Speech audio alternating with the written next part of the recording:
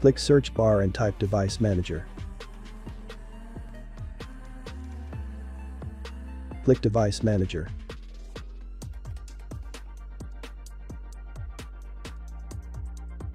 Click Display Adapters. Select your display adapter. Right-click and update driver.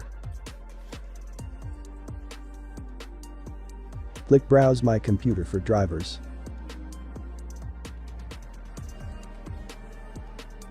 Click Let me pick from a list of available drivers on my computer. And select your display adapter. Click Next.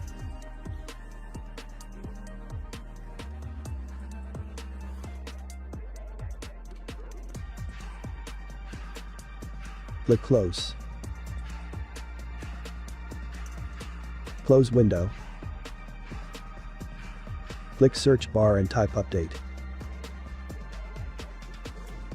Click Check for updates. Click Check for updates. After completed, close window and restart your PC. Problem solved. Subscribe.